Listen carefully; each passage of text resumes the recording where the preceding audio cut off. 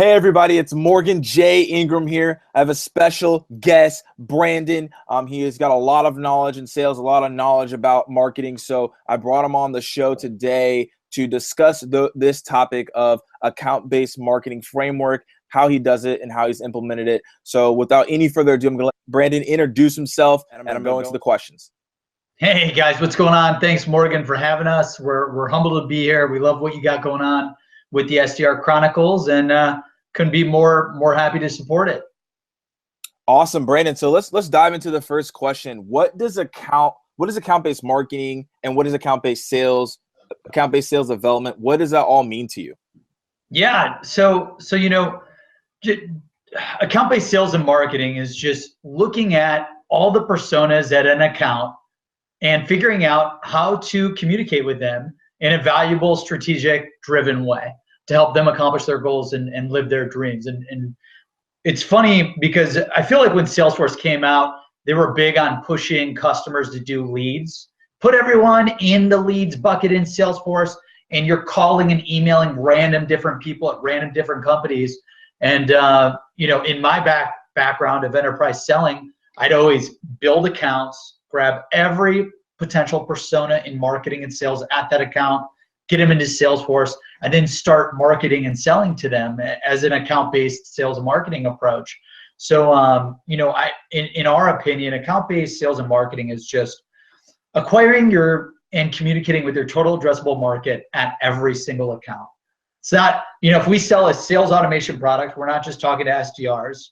You know, we're talking to SDRs, we're talking to directors of sales, we're talking to chief revenue officer, VP of sales, we're talking to the marketing team, understanding what are those companies doing, you know, to drive revenue growth, to save money, whatever that may be, and really build strategic, valuable, long-term relationships with those accounts. Awesome. And you brought up a lot of great points there. So I want to kind of break it down into different questions. Number one, you talked about, hey, you're not just talking to the SDR, you're also talking to maybe VP of sales or the director of sales. Are you doing different scripts for those individuals, or are you just saying, hey, I have the same message and hopefully one of these click? Yeah, great question. So my background has been working at some of the top digital marketing agencies in the world.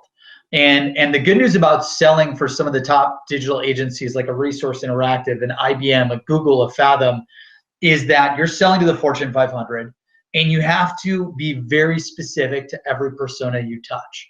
So we're big fans of, you got to segment your messaging by persona and also by sales cycle. So the SDRs aren't going to care about, you know, making sure every sales rep exceeds sales quota. You know, that's your chief revenue officer's job.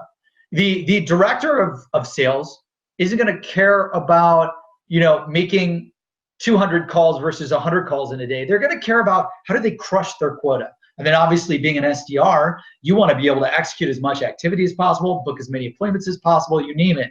So everyone's key performance indicators, key responsibilities are totally different. You need to have different messaging in your outbound sales workflow automation platform that speaks to those personas. And then if you want to get really aggressive with it, you could have different messaging for each persona from the top of the funnel to the middle of the funnel to the bottom of the funnel. Top of the funnel could be strategies, ideas, best practices. Then after a meeting and you're trying to work that deal and close it, you may be sharing case studies, white papers, ebooks. And then that bottom of the funnel, we've got a proposal out. We're competing with Terminus is competing with Marketo or Eloqua or XYZ. You're going to be shooting out case studies. You're going to be shooting out video testimonials of clients. And that's really why we're big on, you definitely want to segment your messaging. But also don't get bogged down in the details. If you've got too much going on, first get one message out to all the personas at the account, then work on segmenting them by role, then work on segmenting those emails, those calls, those voicemails, those social sales scripts by the sales cycle as well. So really a three-stepped approach. Yeah, no, I like how you really broke that down into those different steps. And let's also talk about, you got the message down, you have the scripts down, you know who you're talking to. What channels should you be talking to them on? Is it through the phone? Is it just solely, purely, I know social selling is like really big for a lot of people, LinkedIn? Is it just going through Twitter, or is it strictly phone? Like, how does that work with each person that you're talking to? Yeah, totally. And I know you guys at Terminus are used to this. being my background in digital marketing, we'd always pitch multi-channel marketing campaigns. Multi-channel marketing campaigns means you're targeting the consumers via SEO, paid search, display advertising, content marketing, social media, mobile, you name it. And the salespeople and marketers need to leverage the same for B2B account-based sales and marketing. We got to leverage it all. You know, you got to leverage calling, voicemailing, emailing, social selling. We got to leverage some direct mail for enterprise accounts, you know, some thank you letters, things like that. You just got to do it all and prioritize the amount of effort by the return on investment per channel. So in marketing, everything is tracked by the cost per acquisition. In search marketing, paid search marketing, what is the cost per acquisition? In SEO, what is the cost per acquisition? In social media, what is the cost per acquisition? You can leverage that same approach, especially for outbound selling, account-based selling, and for your marketing efforts. And then just track your ROI, your cost per acquisition, and then understand if if you've got 100% and 50% of your deals are coming from outbound email and outbound, demand gen email marketing, then, the majority of your time use email, but don't get away from using calling, using social selling, you name it. You got to be able to use it all. And I call that omni-channel marketing. How are we everywhere using it all to connect with your audience with the type of message that they want delivered with the type of channel that they want it from? Yeah, no, that makes complete sense. You want to be everywhere. You want to be always in front of your prospects. So with the omni-channel approach, what can someone start doing now? Like focusing on that one thing and then building from there, or saying, hey, should they go all in? What kind of is your advice as people are doing that account-based framework? So the account-based framework, to get started, build a massive prospect list right away, every day, every week, every month, every quarter. If you're given, for example, let's say Terminus, and you do this every day. So Morgan, I don't need to tell you anything you don't know, but if you're given 10 accounts, you better figure out everyone in marketing, everyone in sales at those accounts. It could be 5 people, it could be 10 people, it could be 20 people. Grab all of them, get their contact information, get your research on them, get it into Salesforce. Then start executing. Like, maybe it's calling and emailing, and you're doing what we like to call the combo meal, where you're just doing a call, voicemail, email every touch. Or it's, hey, start out with emailing, then start out with social selling, then follow up with a call. Whatever it may be, just get everyone at that account that matches any type of role that could be a part of the buying process, or user or influencer or decision maker, into Salesforce, and just reach out to them at least with one of the channels to get started. And whatever the channel that you're most comfortable with, I'd recommend leveraging, but also push yourself. Push yourself to use things that you're not comfortable with. For example, I used to be scared of the phone 10 years ago. Then you start forcing yourself to get on the phone and reach out to people. I was scared shitless to do videos. I'm like, oh my God, videos, I'm gonna look like an idiot on camera. But then you push yourself, like, who cares? Who cares if Morgan thinks I'm an idiot on camera? If I'm delivering value to my prospects, that's all that matters. How do I deliver value to my audience that helps move their business forward, that helps make them a lot of money? So start with one of the channels that you're most comfortable with, then start adding other channels that you're less comfortable with, and then you just build up that activity from there. But without the accounts and contacts, you can't do anything. Yeah, you got to prospect. I mean, that's number one. You always have to be prospecting, or you'll have no one to reach out to. You'll just have a lot of content or resources going to really nowhere. So I do agree with you. I think this is actually funny that you mentioned the videos and everything like that. Like, I would probably say 3 years ago, like probably when I made my first video, I sounded absolutely horrible. Looking back on it, I was like, this sucked. But however, now it's like when people watch, it's like, oh, it's just a natural. It's not really that. It's I've practiced it. I've done it multiple times. So now I'm comfortable in it. Same thing with calling. Most people who've started cold calling first said we're just really afraid of it. And now it's like a second nature type of activity. So what would you tell people that are trying to get into those account-based frameworks? And you kind of already mentioned it, but like, hey, maybe people, I heard like now, like video is a really good thing and we're starting to move into that. What would you say to someone who's afraid of that? Just dive into it and maybe send it to someone who knows that really well, or like dive into it and like, hey, send this to prospects just so you can get your feet wet into that process. Yeah, I would probably practice a little bit, right? Maybe shoot a few videos on your own, send it to your colleagues, get their feedback. you want to optimize your account-based selling and marketing efforts in real time, and you can't analyze it yourself. So you got to shoot it like to someone above you, someone below you, someone at your role. And what I would do is like with anything, with video, with a social LinkedIn invitation message that you just wrote up, shoot it to people in your network and get their feedback. And then once you've got a good amount of feedback and you've optimized your account-based approach in sales and marketing, just then you can start executing. I definitely wouldn't shoot from the hip immediately. I'd work on the message, make sure it's pretty solid, and then just go right after it. Awesome. Yeah. And that's perfect. So what would you say in your account-based sales approach that you have today, what is something that you use the most and you see the most success with? Yeah, that's a really good question. We're using all the same channels over and over again and working to get really great at them. Email is huge. Calling's also pretty big. But we feel that the people that can't be effective on the phone don't actually know how to leverage the phone. The psychology of the phone, you got to be able to open up with a lot of energy, with positivity, leverage the art and science of that positive psychology. You got to say something that connects with the prospect. So, in any one of these channels, when people say social selling doesn't work, or the phone doesn't work, or email doesn't work, we don't listen to any of that. We just figure out how do we maximize our performance at all the channels. So we're doing a lot of, email marketing, calling, social selling. We're doing some video. We're doing some texting. Everyone's got their phone, and platforms like Seamless or from an email signature, you get their cell phone. So like you and I, we didn't even talk on the phone. We've been texting a lot. Right. And messaging on LinkedIn. And I keep telling you to email me. And it's like we're always talking via LinkedIn and mobile because it's just fast and easy for us and we're used to it. So it's like, use them all and figure out what you can do to get your audience to respond. Like you knew that I'm always on LinkedIn. So hitting me up on LinkedIn is perfect because that's where I'm at all day. So every account is going to be different. So like when I sold to technology digital marketers in the software and tech field, those guys were always checking their email. Those guys were always checking their email, checking social, and never picking up the phone. If you try to call a marketer at Nike on the phone, most likely they're probably not going to pick up. And that's just the reality of that industry, right?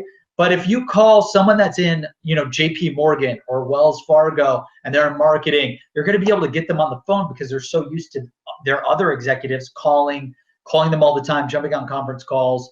The banking industry, they're not allowed to do a lot of social media.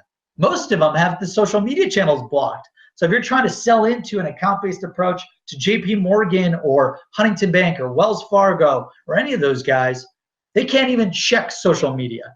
So don't use social media, use calling and emailing. Every account is different, every industry is different. Figure out the best channels for that industry and those personas, and you'll be good to go.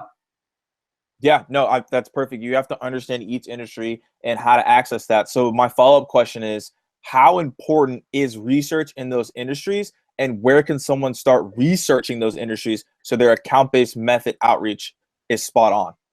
Yeah, no, that's a great question. So I am a huge fan of, when I was selling 6- and 7-figure deals at IBM Interactive, which was Resource, and at Fathom, which is a top 20 Google search agency, I had to research the hell out of every account that I sold into.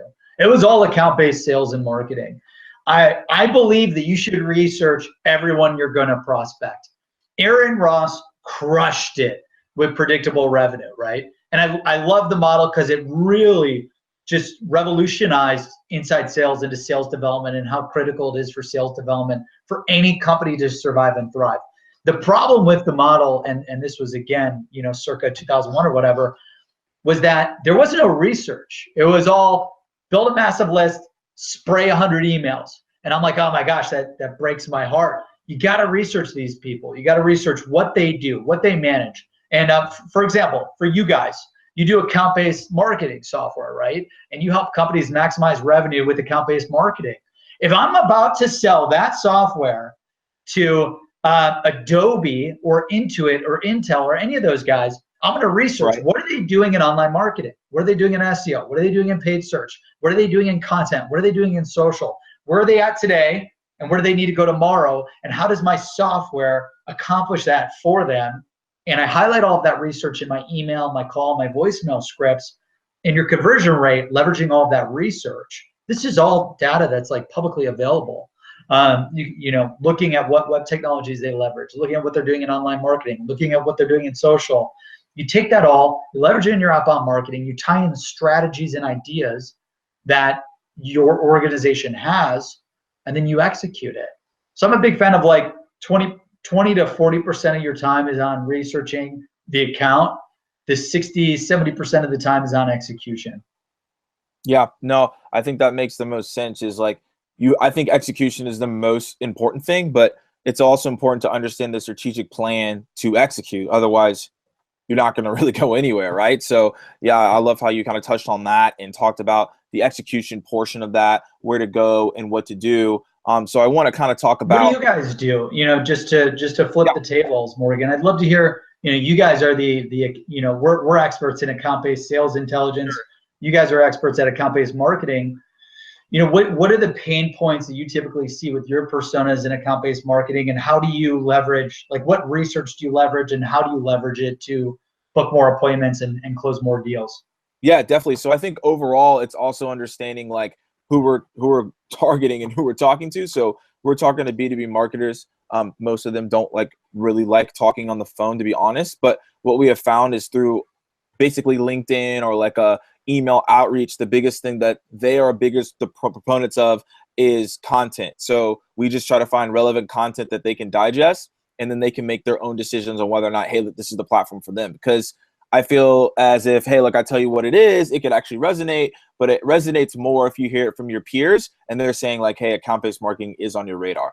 And so we do that, and we also have air cover from our account-based marketing platform, of course, that's providing those display ads as well. So it's understanding the tandem of, hey, we're giving out content, it's relevant to you, this is what really matters, and then also understanding what type of messages to put in front of those people and understanding, hey, what are their pain points, and diving with the value prop within those emails or calls. So that's really how we do it, and that's how our framework works.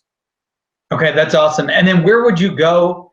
You know, and I did a few videos this week on finding thought leadership content that you can share, but where do you guys go? You know, obviously your marketing team probably does a ton of content marketing on account-based marketing, but where do you go, like, if marketing hasn't written up an ebook or a blog in a week or two, you need to share something of value? Like, what do you do to look for that valuable content that you could share in your account-based sales and marketing approach? Yeah, I think overall you have, Google. Like Google's one of the best things you can do. I haven't heard of those guys. Yeah. I'll have to check them out. Right. So we Google. It's like say, hey, look, we have, what are the top account-based marketing articles, and we look at those. I mean, we're fortunate enough that we have Ingrams, who is a major thought leader in account-based marketing, so that helps that we can kind of say his content. However, there are others as well. So we have like ABM professors through ABMU, which we have, and so we just basically have their content and we share it with the marketers that are out there. It's just super important, of course. Yeah, that's great.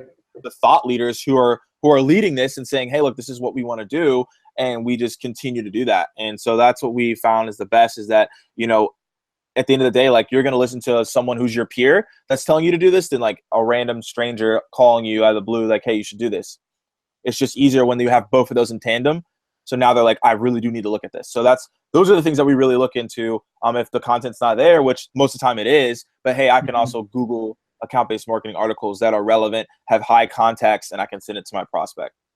Yeah. And like some of the tools that I've started to leverage for that as well here at Seamless, we've been leveraging like Feedly. So you find all of the sites with the best account-based marketing or sales articles, blog posts, strategies, ideas, you throw them into Feedly. Then you've got this nice feed every day of like, what's the latest and greatest from all your favorite people in your network. And then you can just take that content and start sharing it with your prospects. It's so easy. Same with Google Alerts, right? Google Alerts, there's Feedly, there's a lot of Twitter hashtags. Yeah. You just go into Twitter and search account-based marketing, account-based sales, you name it, you're going to find a ton of content that everyone's sharing. Right. So let's kind of dive into what you're doing. Twitter, how do you use hashtags to get in front of the right prospects? Yeah, so hashtags are interesting, and I'm still skilling up on my hashtag game. But let's just say, Seamless. We sell an account-based sales intelligence platform. So what we're going to do is we're going to search Twitter, we're going to search Google, we're going to search LinkedIn, we're going to search Facebook. Anyone that's talking about account-based selling, account-based marketing, sales development, enterprise, enterprise selling, all these different hashtags, anyone that's tweeting about them or posting about them on LinkedIn or Facebook, we want to follow in a long, extensive list. And then we want to start following those people and conversating with them. These people are going to be posting questions like, I'm new to account-based marketing. How do I do it? I'm new to account-based selling. How do I do it? I need to figure out how to get all the intelligence about my accounts that I want to sell to. And then when you start searching those hashtags, you'll see the conversations. You'll see who's conversating about it. And then you start building your prospecting list like, oh, Joe Smith over at, I'm going to use Intuit again. Over at Intuit is talking about leveraging account-based marketing and sales. So then you're going to start tweeting to them. You're going to try to build that relationship and help them out. And that's really how you can leverage those hashtags to start staying on top of the most recent conversations. It's kind of like LinkedIn groups. You stay on top of the LinkedIn groups where people are talking about your need, the needs that align with the solution that you're offering. And then you can start answering questions. You can start trying to be of value. Yeah, no, that's perfect. You got to be where your audience is, or it's not going to work. You gotta be where your audience is. You have to get in front of them in those ways, or like I said, it will not work for you. So I would also ask, on an account-based marketing standpoint, what have been some things that you have used to kind of get your message out there while you're also selling? Yeah, great question. So account-based sales and marketing, it's really just like account-based revenue generation. Like, how do we generate as much revenue using account-based sales and account-based marketing? So you're going to use, like with account-based sales, you're going to go emails, calls, social touches, voicemails, content, video, texting, direct mail. Okay. And then account-based marketing, what we do at Seamless to fill the funnel with hot qualified marketing leads and hot qualified SQL sales qualified leads is we'll pair it with an account-based marketing approach, leveraging display advertising. Wherever our audience is browsing, we want them to see a display ad from Seamless. We're also going to leverage retargeting. If they come to our website, if they clicked a link in an email and they're interested in us, I want them to see Seamless in their face 24/7, retargeting. And then also leveraging, content marketing, drip email nurturing. So really account-based marketing approach to email marketing where we've got our outbound sales emails going out, but then you want your lead nurturing account-based emails going out that are educational, value-driven, persona specific. And then you've also got your social media campaigns. So the great news with paid search and display and texting is you can align it to all of your personas. Like Facebook, LinkedIn, Google, you could literally say, these are the accounts that I'm selling to. These are the types of people that I'm selling to. And then all of that marketing goes directly to them with your value proposition and your persona and your call to action. So pairing the two together is really unstoppable. Yeah, no, I really love what you're saying here, and hopefully, everyone that will listen to this will understand how all this can be implemented in sales development. So I guess my question to you to steer it towards that direction, sales development wise, what there's a lot of information here. What would you say to someone like, hey, look, this is how you should start something? Should it be, hey, learning how to research first? Is it learning how to maybe do the outreach first? What would you tell someone like to kind of have this whole account-based methodology part of their process day in and day out? If I was hiring someone today and I wanted them to take an account-based sales development approach, I'd say every account you go after, you need to have at least 5 to 10 people in your account list from manager to director to VP. Build the lists, get them into Salesforce. Once you have your lists, put together strategic, value-driven messaging. 70% could be about us, 30% about the prospect. Research them and make sure at least 30 to 40% of your outbound account-based sales approach is about your personas, about your prospects. If I'm just talking about how great Seamless is, how we've helped XYZ, we do this and that, like no one gives a shit about me.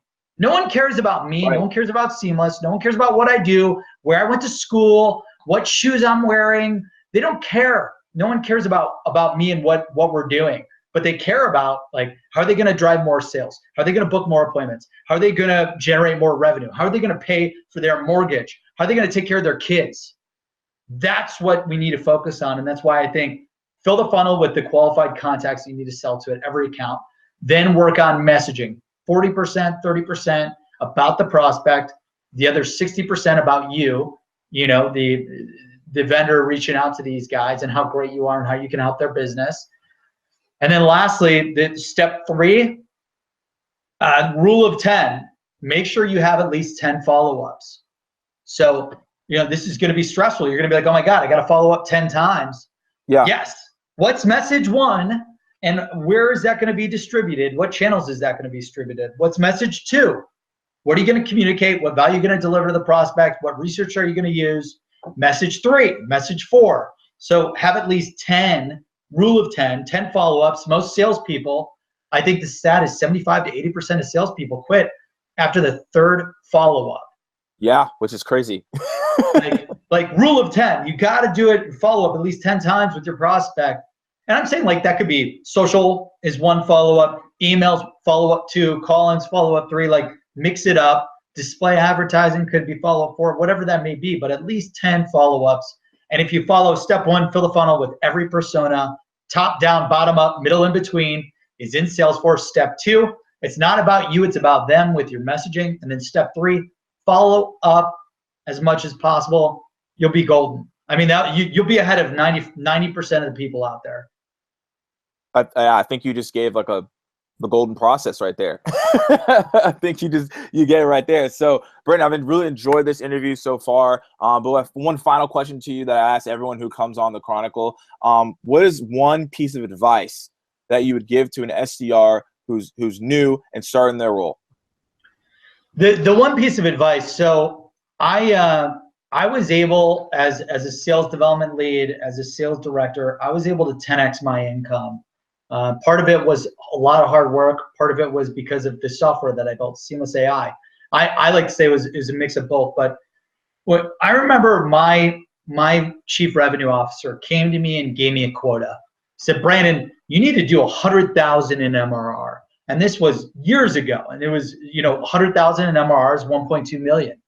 And I'm like, I was looking at the number and I'm like, man, I'll be able to make a good living. I'll be able to make X off of that if I'm 100% to quota.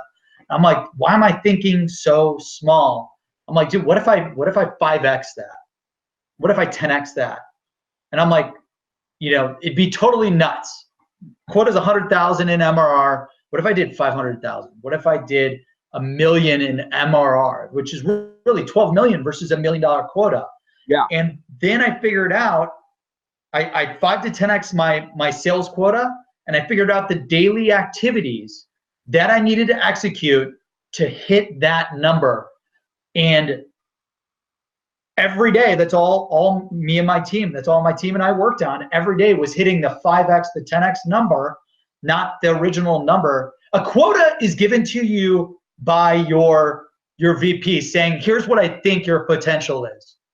Show your team, show your company, show your customers what your potential is. Your potential isn't some number that the CFO crunches on the computer and gets to you. So I just felt, dude, 100,000 is cool. I'm going to do 500,000 to $1 million in monthly recurring revenue. I'll generate a ton of money for my clients, a ton of money for my employer, a ton of money for myself. So my biggest piece of advice, guys, is to not underestimate your potential. If you try to 10x your revenue and you fall short at 8x, you are 8x richer for you, your company, your employer, your employees that are looking out at you to support them, you name it. So go big, think big, you can do it. And I look forward to seeing you all do it. Awesome. Brandon, I think I'm fired up, and I'm always fired up. So I'm even more fired up than I was before. So, I mean, if you guys don't take that advice, I don't know. I mean, that's just perfect. Do we have a prospect? Let's call someone. Let's email someone right now. No. It's Sunday. Who cares, right? Dude, they got to be. Someone's working right now. We can call or email someone. No, but I agree with you. I think you have to be able to exceed expectations, because if you mentally, I'm all about mindset. Like if you mentally cannot believe that you can exceed expectations, you'll always just hit the expectation. So, and you don't want to do that, because to live the life that you probably want, that you want to live, you have to actually exceed those expectations every single day. So Brandon, I really enjoyed this episode. I'm super pumped. And yeah, man. So always, as I always say, guys, keep dialing, and I'll see you guys soon. Have a good one, guys. Cheers.